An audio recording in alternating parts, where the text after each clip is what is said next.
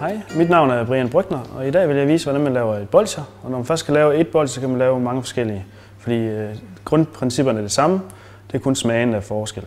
Til det skal jeg bruge noget smag, jordbærsmag her, og lakridssmag, og så har jeg citronsyre, der giver noget syre til jordbæren, og skal have salmiakpulver til lakridsen for at fremhæve, at det kommer lidt mere skarpt lakridssmag, og så har jeg sort farve og rød farve. Og til selve bolsjemassen skal jeg bruge sukker, druesukker og vand. Det, der er vigtigt ved bolsje, det er, at alt er helt klinisk rent. Der må ikke være noget fedt i.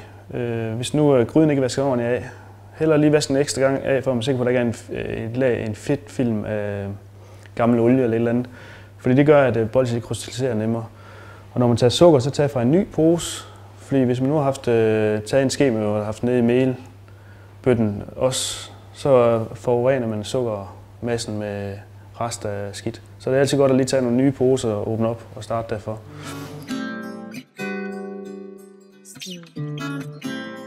Ja, og så har jeg en gryde med et termometer, sukkertermometer.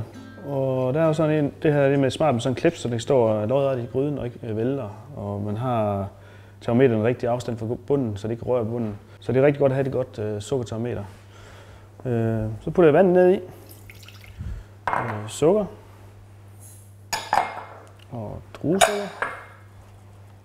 Så skal det næsten fuld, når det er induktion, så skal man ikke køre den helt op på fuld gas. Det skal lige have tid til at koge, så bolsjet bliver lidt smidig. Hvis det koger for hurtigt op til 162 grader, som det skal ende på, så kan det også være lidt hårdt at trække, hvis det nu var færdigt efter 5-10 minutter. Man kan godt lige tage et kvarter, 20 minutter til at koge.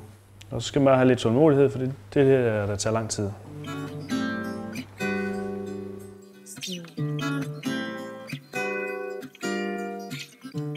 Når kogningen kommer over sådan i 110-20 grader, så begynder den at koge meget hurtigere. Men lige omkring de 100 og 110 grader, der går det langsomt om at koge, fordi den skal have meget væske væk fra kogning.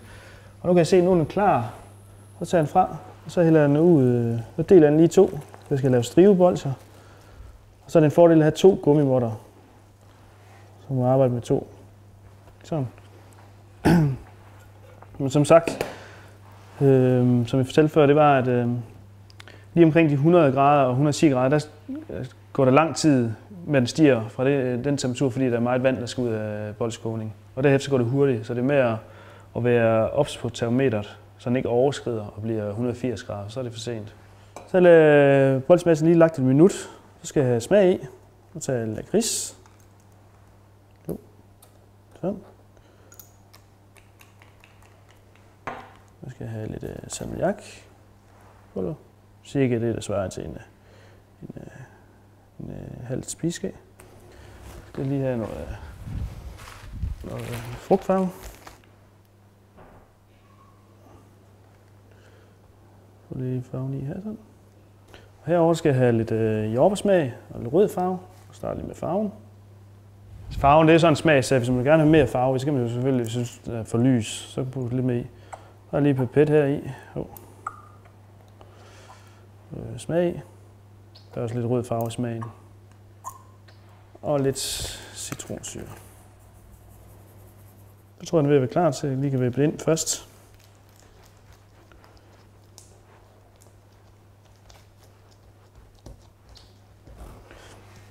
I kan se nu, begynder at vælte bolsjet. Når det er sådan en varm stenplade, man står med, så køler det noget hurtigere.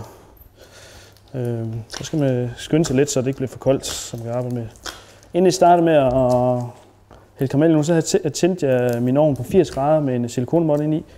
Så hvis jeg lige skal have noget mere tid, så kan jeg lige lægge stykkerne derind og holde sig varme, så de ikke bliver for hårde for mig.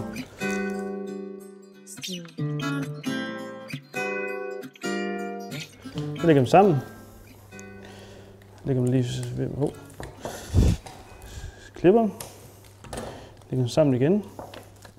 Så skal jeg strive bolsjer. Lægger dem sammen. Klipper. Lægger dem sammen igen. Så klipper jeg og ruller den. Klipper. Ruller den. Så jeg hele tiden klipper modsat. Så får jeg sådan hjemmelavet bolsjer med lakrids og jordbær.